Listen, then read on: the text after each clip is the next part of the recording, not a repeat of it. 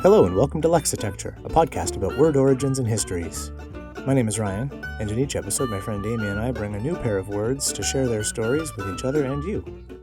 You can find our past episodes and the occasional blog post on our website at lexitecture.com. Follow along with us on Twitter and Facebook at Lexitecture, and if you really like what we do, you can support the show at patreon.com/lexitecture.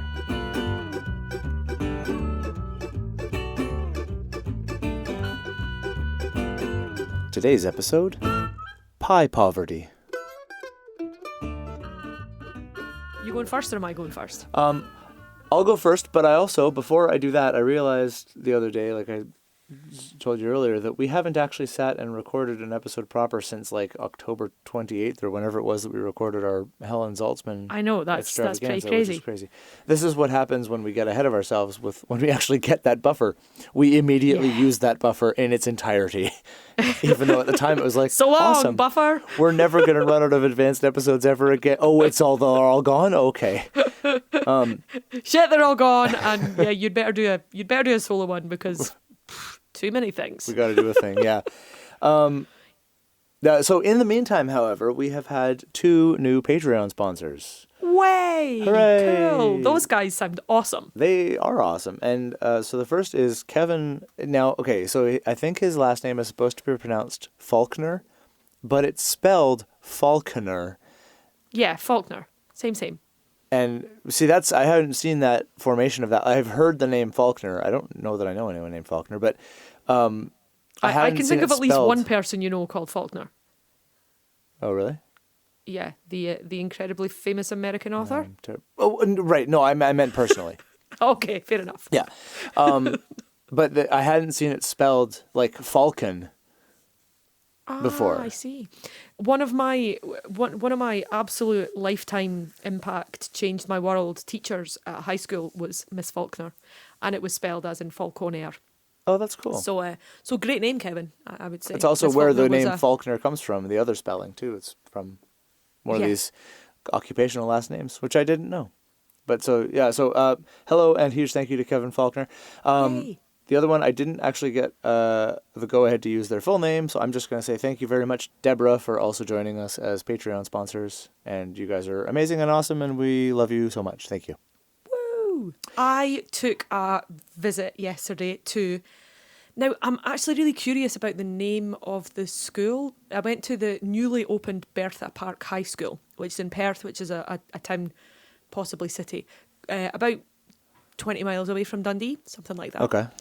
And they have a media club, and they wanted me to talk to them about podcasting. Oh, yes.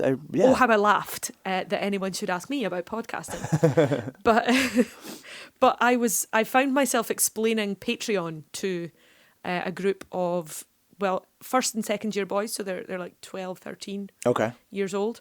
And some of them were like, oh yeah, we know Patreon. What does it pay for? And I was like, well. So, I wanted to tell them, trust me, I really wanted to tell them that it paid for my speedboat. But, that's right. Just because. So I explained that our Patreon are very, very generously given and gratefully received Patreon contributions pay for things like our web hosting, our website, the occasional times that we have to make Skype calls to people like Susie Den and not have to worry about paying for it. And generally, it makes this an endeavour that we can truly enjoy because we love doing it, rather than one that we enjoy doing but occasionally have to worry about paying for. Yes. And that is super duper awesome. So to the good ship Patreon, we salute you. You are much better than Christmas. Yeah, there you go. There's a promotion none of you expected to receive today. That's good. Yes, so thank you very much to all you guys. If you want to be awesome, like Kevin and Deborah and everyone else, patreon.com/Lexitecture. # always be plugging. Okay. So, my word today on the topic of needing generous benefactors, my word today is poverty. Ooh. And so it was interesting reading through this because it was one of these words that I kind of looked at and was like, oh, that's sort of interesting, but maybe it's not. Maybe it's just me. But maybe it is. And then I looked through it some more. I was like, oh, no, it's probably not. But there's this, and that's interesting. So anyway, I'll let you be the judge of that. This is basically every word I ever look up ever as a it's potential word for an episode. It's true. It's really not that unique to this word. It's kind of an occupational hazard of doing this, is just always wondering if you're just a little bit too nerdy for everyone else. But yeah, I figure if we have listeners, they're also pretty nerdy. So that's good. Yay! So poverty has an interesting relation to the word poor, in that they both came into English around the same time in the early 1200s. They're both very early additions to sort of the just pre-Middle English period. Mm-hmm. And they're both extremely closely related. But I sort of thought that poverty would have come from poor directly. And they sort of do this. So the historical roots are from French. Okay. So pauvre in French is poor, P-A-U-V-R-E. Mm-hmm. And so it comes from basically that root with that ty suffix in English that's used. I'm never sure how to describe this. I hate using the not uncommonly because it seems like a silly construction, but it sort of is the best way to describe it because it's not a super common suffix, but it's not one that nobody's ever heard of. So you think of words like, it basically says a thing having the condition of, or being like, or something like that, having the essence of. So you think of novelty, something that's new, royalty, something that's royal, loyalty, an act that's loyal, that kind of thing. I'm very glad that you had examples because I was properly racking my brain to come up with some, and it was nothing. Exactly. Absolutely nothing. And so that's where the poverty is like the pauvre from pauvre from French, with T having the nature of poorness. So poverty, which makes perfect sense. And so I always thought that transition with that ty suffix would have happened in English once the language had acquired that word.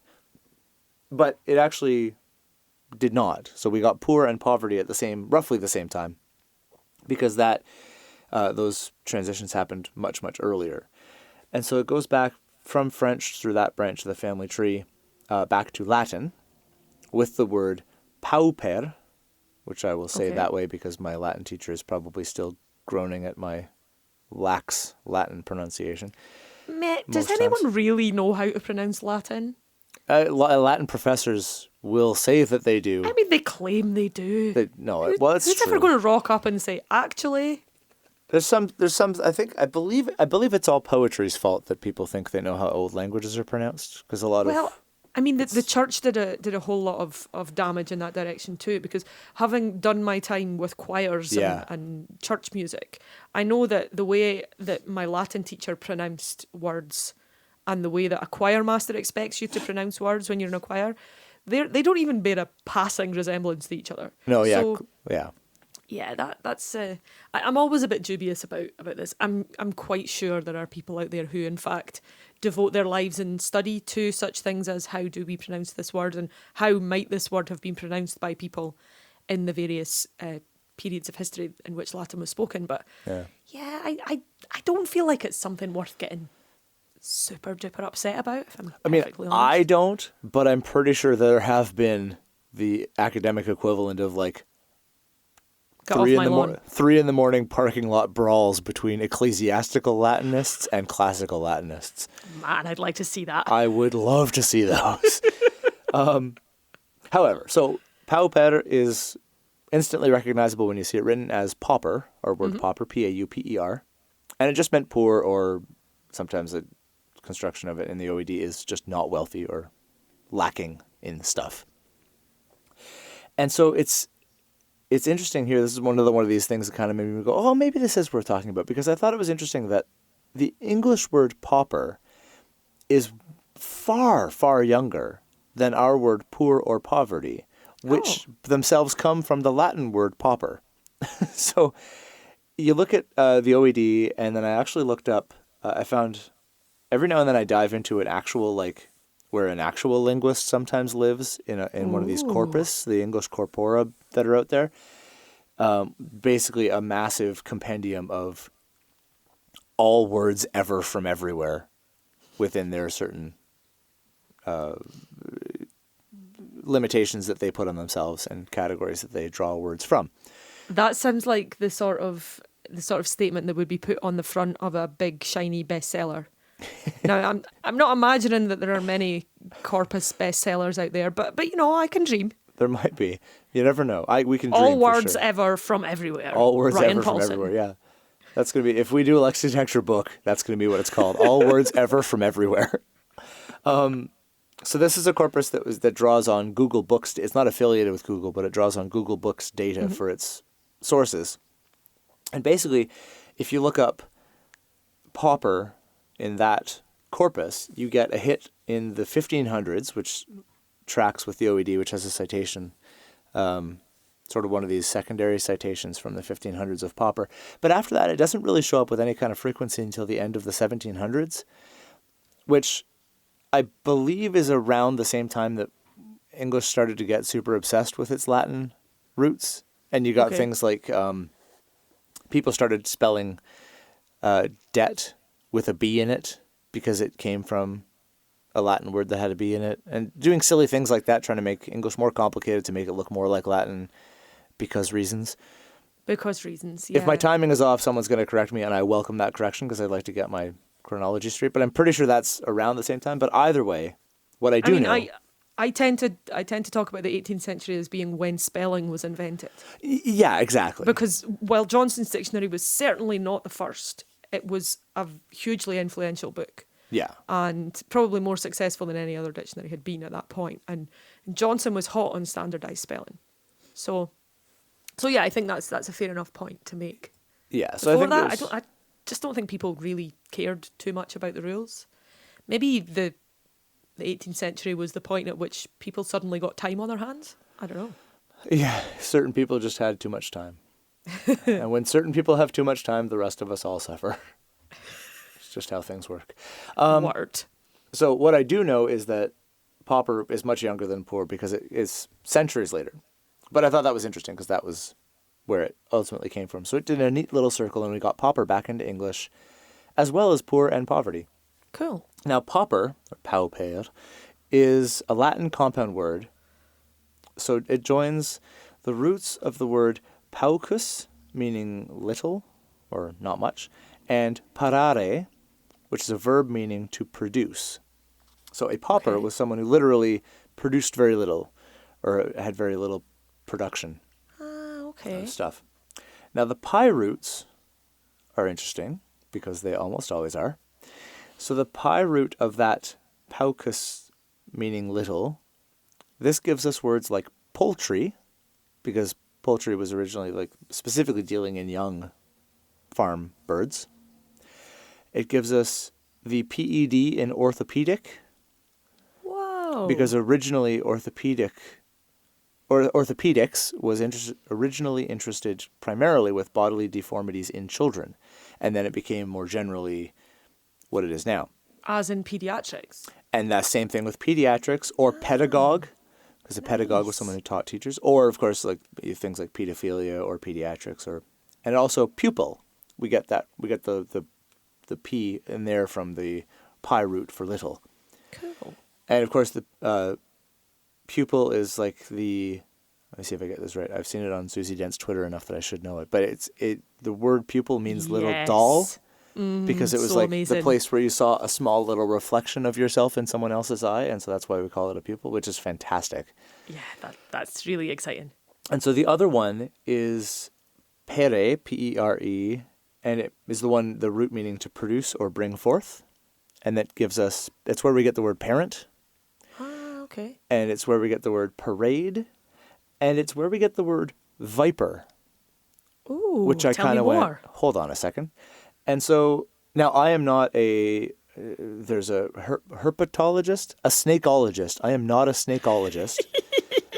And so I think you've very much demonstrated that point by taking a perfectly good word and changing it to snakeology. I think herpetology is the actual study of snakes, but I'm not sure. Yeah, I believe you're correct, yeah. But for now, from henceforth, it's snakeology. Snakeology. And so I'm not a snakeologist, as you can see. or maybe I am a snakeologist. Maybe a snakeologist is someone who talks about snakes but doesn't really know anything about them. So Etym Online traces this etymology of viper because it says that snakes in cooler climates have a tendency to they still have eggs because they are still reptiles and they're not weird like platypi or echidna or whatever. So they do have eggs, but the eggs I'm actually. pretty sure that a platypus lays an egg. No, I meant that they're not weird in that they break all the boundaries of their I see animal what classification. You mean. Okay, right, sure. I guess they'd be the inverse platypi, and I'm too tired to actually come up with how Consider that word what would that be might pronounced. mean. Yeah. So, but the snakes in cooler climates they have eggs, but they sort of incubate them inside themselves, and so viper is the per meaning bring forth, and the vi in viper means life or alive. Same with like vivisection or vitality. Oh, awesome! And so it's the appearance of it is that they bring live young, unlike standard reptiles which lay eggs. So they do in fact have eggs. They just incubate them inside and give birth to live young, or as such it appears, and that's why the word viper is what it is and how it is. That is outstanding. So yeah, poverty bringing forth very little in the same way that vipers bring forth live babies, and orthopedics used to be about kids. Awesome. That's cool. Yeah. The next time you think, I don't know if this is really that interesting, tell yourself, shut up, Ryan. This is super interesting. Shut up and start talking. Yeah, exactly. Yeah, so I thought that was kind of cool. Well, as is always the case when I go second, I have been ruminating on the title of this episode and enjoying it very much. I mean, there's lots of reasons why December sucks, but we have a general election on Thursday. Oh, right. Yeah. So, reasons to be unhappy with the state of the world. Yeah, there's a load. Yeah. But for you to be talking about poverty, I feel is truly apposite, because despite the fact that we are a so-called developed first world country, you know what? I'm not even getting into this soapbox, because it's so infuriating. It's so awful that so many people in this country live in poverty, some of whom have jobs and work as much as they possibly can, and they can't afford to just, live a life that is reasonable and feed their children. So I was interested to hear about poverty. I thought you might be a little more political, but no, you stuck entirely to the etymological track. I did. Which is something that I struggle to do sometimes. Oh, me too. And might do so with this word. Okay. I was struggling a little bit to find something to talk about today. Not because there are not hundreds of really, really excellent words out there, because I just, sometimes you just can't find that spark of interest. And so I found myself, I was trying to reverse engineer by finding a word with a really cool pie root and going from there. Oh, nice. And then I thought, well, that's kind of cheating, Really, that's like, when there's going to be a cool story, it's not as interesting to research, it's not as interesting to find out about, and I don't think it's as interesting to talk about it. Right, okay. That's my take on it anyway. No judgment if you start with pie and move outwards. But I did find myself wondering about the word pie. Oh. So I did Neat. a little looking into pie. Now, of course, when we talk about pie, we're usually talking about Proto-Indo-European. Yes. And when you look up the word pie in the OED, that's the first citation that appears, because it is an acronym. And while its capital letters place it in front of the baked good, I would say that for most mortals who don't love etymology as much as we all do, pie tends to refer to, the OED has it as a baked pastry dish or something regarded as resembling this. The OED continues, a baked dish of fruit, meat, fish or vegetables covered with pastry or a similar substance, and frequently also having a base and sides of pastry. Also, chiefly North American, a baked open pastry case filled with fruit, a tart or flan, and also as a mass noun. So, much as when I looked at pancake a few weeks ago, pies have a pretty broad definition, in the same way that pancakes can just be kind of flat fried things that somehow involve a pan and cookery. Yeah. Pies are, they're kind of, yeah, it'll do. That's sort of pie-like. Cool, it's a pie.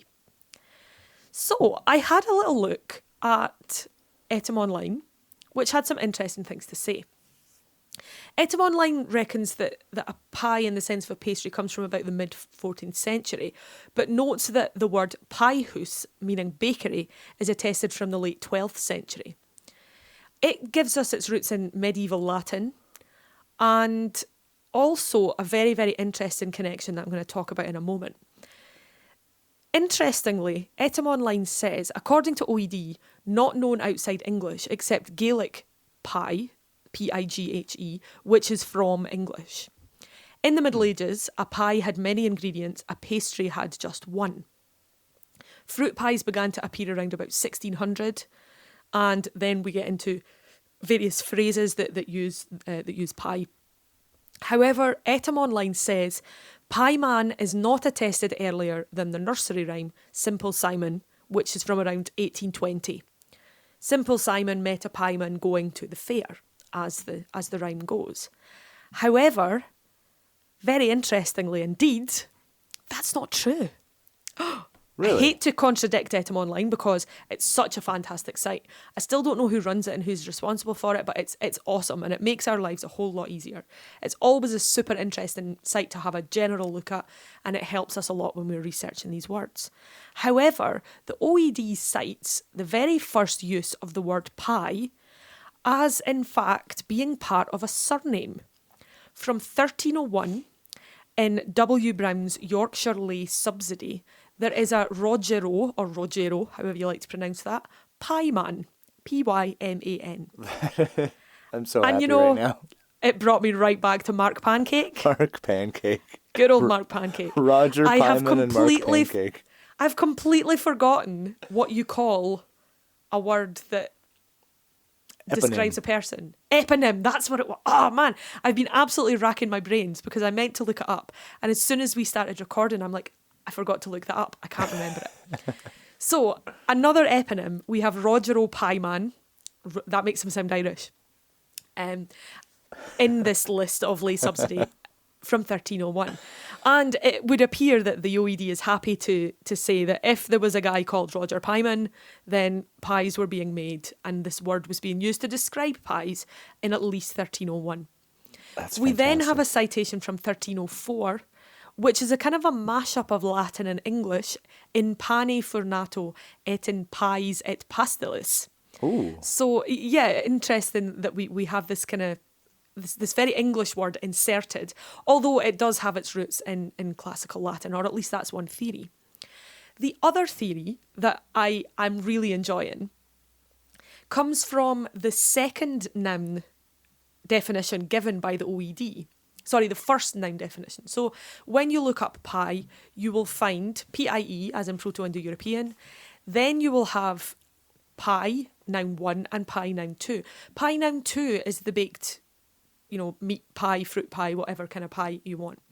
The second definition, the first without it being an acronym, is a word that simply means magpie.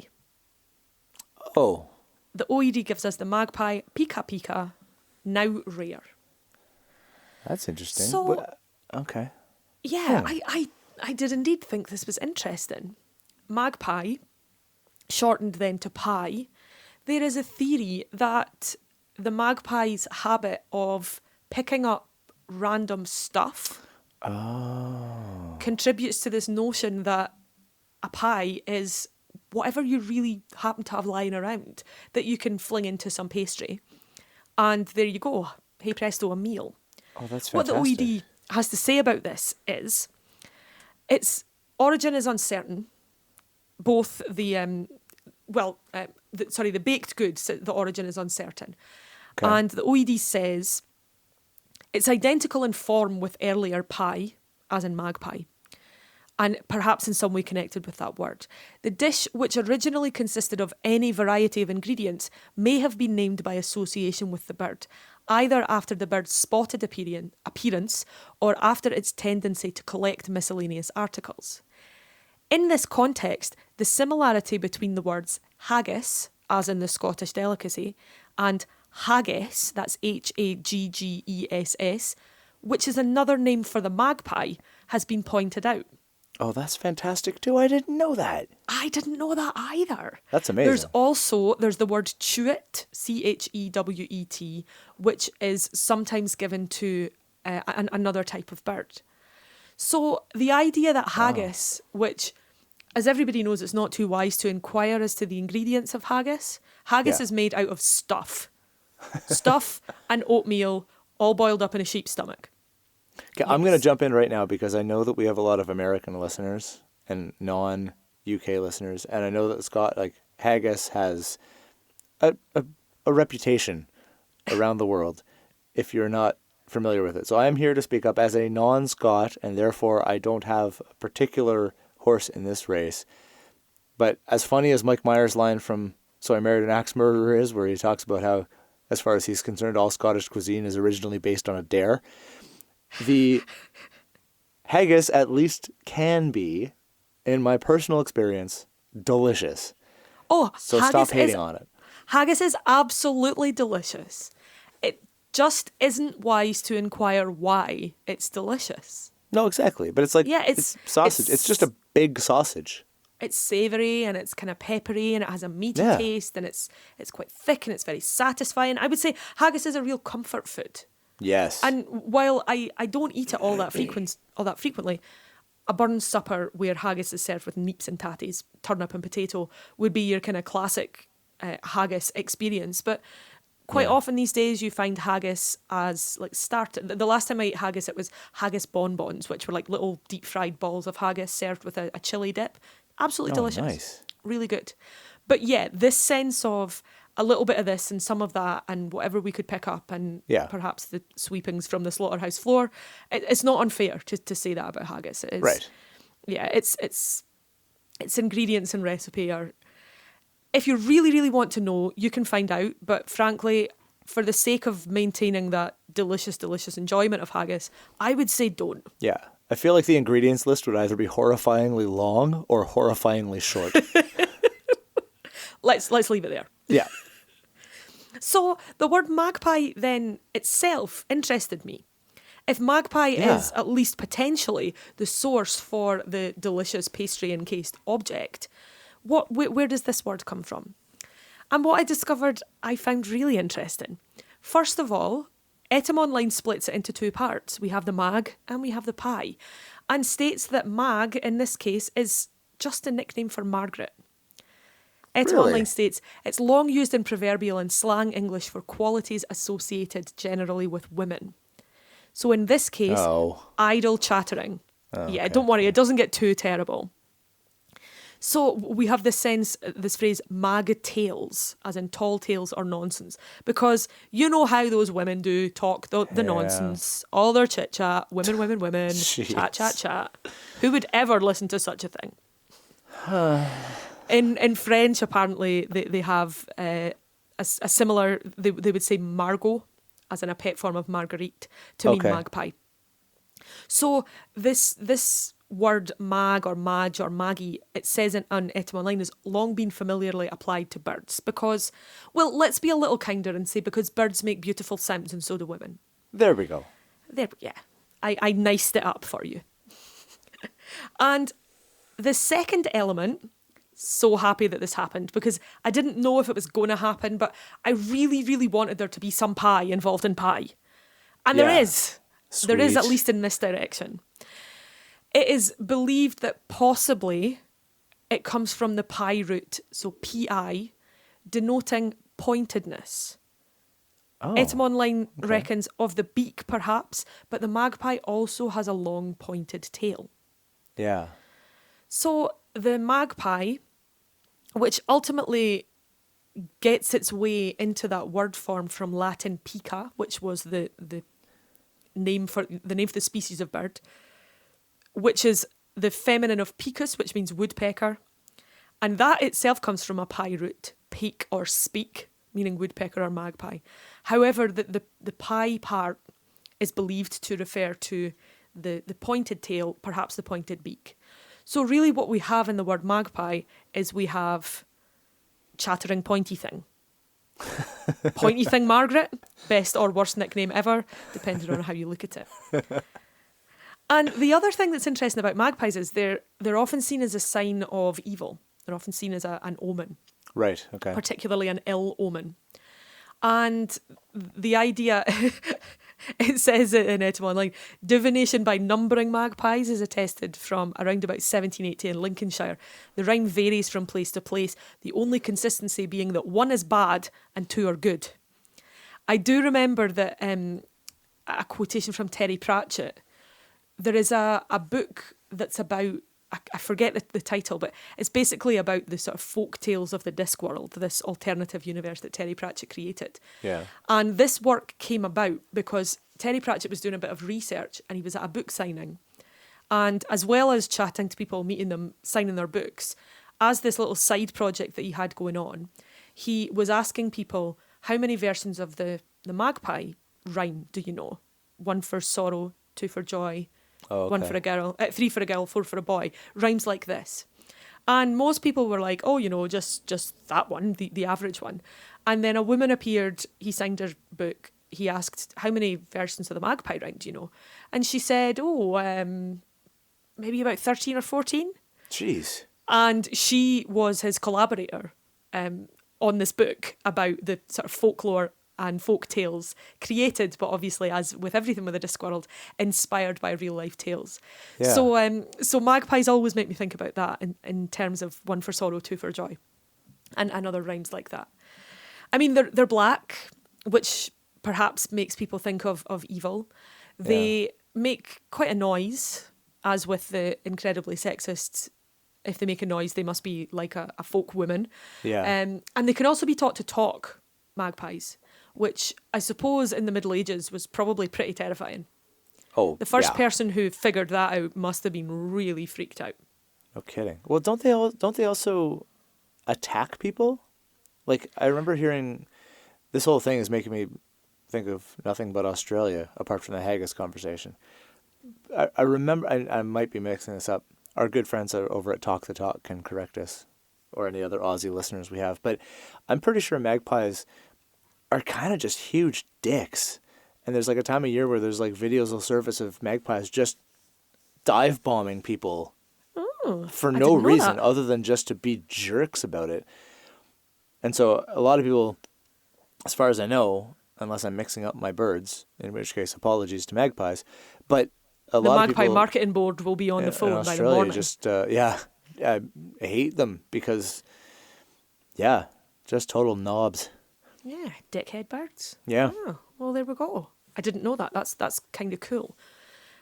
But back to pies, the delicious things. I very much like this idea that a pie is a pie because you put stuff into it. And we get that sense. Citations, there are tons. There's no giant gap in terms of pie. I think once the pie had established itself, it was here and it was staying. Yeah. The OED does state that, as Etim Online mentioned, no further related word is known outside English. And there is something particularly British about a pie. I think that the fact that in North America people will talk about pumpkin pies or pecan pies, fruit pies, generally speaking, whereas in Britain, I mean, certainly in this part of the world, in Dundee, we make pies, except we call them peas. And that's a very specific... Firstly, we're the only sort of city on the east coast of Scotland who uses that particular pronunciation. The syllable is a very Dundonian thing indeed. Okay. They don't say it in Aberdeen. They don't say it in Fife. But if you talk about... So if you say to someone that you're from Dundee, their sort of stereotype, the way that I talk would be, pe, because we use those signs, those sounds. And in Dundee, pies have been made for a very long time. I'm going to blow your mind here, Ryan, because I don't know that we've talked about this before. Given how much time we spend talking about food, I find this really, really unusual. But What would you say to... I mean, firstly, I need to share with you that the wonderful institution in Dundee that is Clark's 24-hour bakery. Oh, I like it already. Yeah, it's pretty great. And it's situated quite close to the Student Union and a lot of pubs. And it's open 24 hours. And they sell all the food that you could possibly imagine. So at pub kicking out time and at nightclub kicking out time, it's a very busy place and a wonderful place in which to, let's say, observe human nature. That's probably the kindest way to put it. Yeah. So they sell hot rolls, so you can buy burgers and various combinations of things on rolls and just general good things when you've been drinking all night and it's cold and you want to go home, but you need something to fill your belly first. Yeah. However, they sell a staggering array of pies. Oh. Macaroni pie? Ooh. I thought you would say that. Macaroni cheese pies exist. Oh, they you exist had my in Dundee, attention. Now you have my interest. and they are delicious. Just in case you need all the carbs at once with some cheese, you can have that. Yeah, because you always do. They also sell... Now, the traditional meat pie that this sort of model comes from has meat in it, in the same way that haggis has meat in it. Right, yeah. I'm not massively fond of meat pies because usually the meat's a bit grey, and I don't really like grey meat. However, that obviously varies from baker to baker. I'm not maligning anyone's pies because pies are generally pretty good things.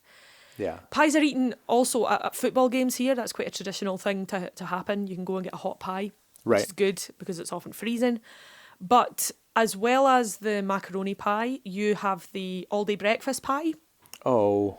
Various different forms of chicken curry pie. Sweet. Let's think of some of the others. Certainly fruit pies, rhubarb and apple mainly, would be available, although not kept in the same cabinet as the other meat pies. Right. You can have things like beef and black pudding. Yeah. Almost definitely a haggis pie. A bean pie with baked beans and mashed potato piped on the top. Jeez. Yeah, All right, all the good kinds of pies. I'll be there in 15 minutes. So certainly in this bakery, they have taken the notion of let's put stuff in pastry and it will be a pie, and they've absolutely just gone with that. Yeah. And I'm Just very lean into happy. it. I mean, my waistline isn't necessarily happy, but I'm very happy that they have decided to go with that. I've never stopped being like I'm not a nationalist. I'm not really buying into nationalism necessarily, but I enjoy Canada. I like most things about it. I feel like it's a decent place to be. I have never stopped being inexplicably angry, and I'm going to blame this on the Americans because it helps with my anger, that we appear to be the only member of the sort of Commonwealth, voluntary or otherwise, family that doesn't do meat pies particularly broadly. The only place, ironically enough, the only place in Canada that you can reliably get a meat pie is in Quebec, because tourtière is one of the greatest things in the history of the universe. I do not know what tortilla is. It's basically just a meat pie. It's like it's the French Quebecois version of it. Anything pastry based is going to be better if it's French. Let's face it. Well, obviously, yeah. I do, similarly, not terribly nationalist, but I do feel like I'm betraying my roots a little bit by saying that. But come on, everybody knows French cakes are the bomb. People know that. Yeah, that's true. But I mean, when we went to Australia, like our family in Australia, and like Australia, New Zealand, and over in the UK and stuff, you guys have all the pies, like you're saying, all the meat pies and everything. And I love a meat pie, and I especially loved the street food meat pies, like you're talking about the football games. Yeah, sure. And we just don't have that tradition here, and I hate it so much. I had no idea. I'm sorry for your... Well, not loss. It's not really right. I'm sorry for your never having had. Just detriment. Yeah, it's really sad. I mean, in fact, we need to really wake up and get on board the meat pie train. While I felt that poverty pie was a definite goer for the title, Canada might be in pie poverty. Oh, that's true. Yeah. Now I've got something to think about before I figure out what the intro's going to be. That's interesting. Yeah, it's really sad, but I love pie. Sorry, go on. Rant over. Sure. So pies get their way into the language in a lot of interesting ways. We have things like as nice as pie. Right. To have a finger in many pies. Yes. And then we have this sense of a piece of the pie. In other words, just something that's going to be shared out, that's owed to you. Right. So you can talk about it as, a financial pie or a business or a asset, something to do with wealth, that's going to be taken. It's going to be taken apart. And then, of course, the pie chart, which appears first, I believe, in the 1920s. So, pies... I'm actually wearing my favorite. I just noticed this, and it wasn't until you said pie chart that I clued in that this is fortuitous and serendipitous, because I am wearing a T-shirt. I'm going to have to post a picture of it now somewhere, because it's my favorite pie chart of all time. And it's... I do love a comedy pie chart. It's essentially just a picture of Pac-Man, but with a circle around it, and the yellow part resembles Pac-Man, and the black part does not resemble Pac-Man.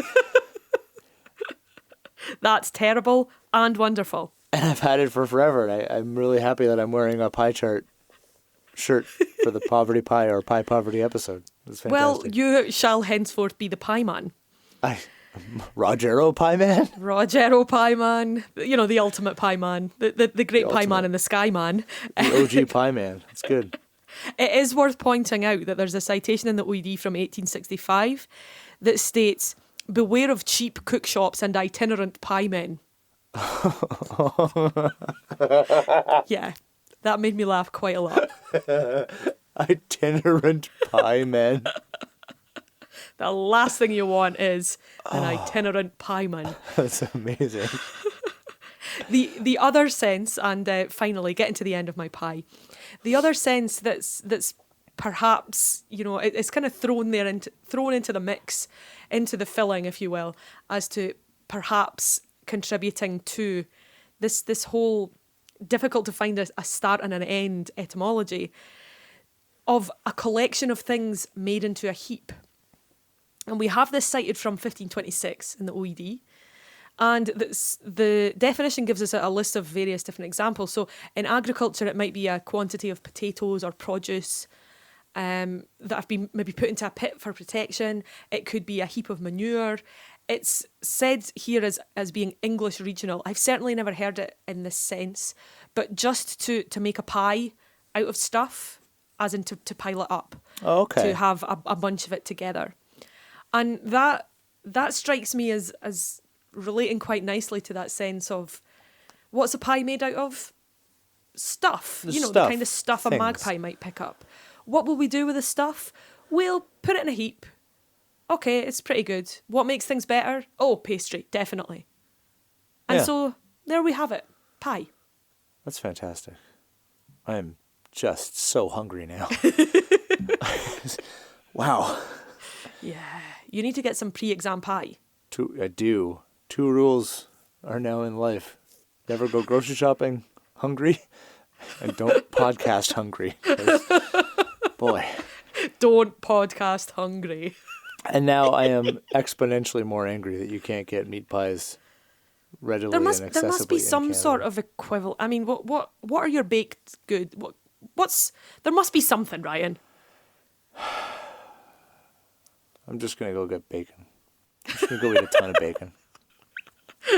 That was officially the saddest I've ever heard anyone while saying that sentence. Oh, my life is so terrible. All I have is bacon. I'm just going to go eat bacon. It's like that one scene in Pirates of the Caribbean where Johnny Depp is the saddest man to ever wear a crown. It's one of the best shots in that whole franchise because he's so sad, but he's got such a kick-ass crown on. It is a really good crown. Well, thank you very much. This was likewise long overdue and lots of fun. Yeah, I enjoyed the pie and the poverty.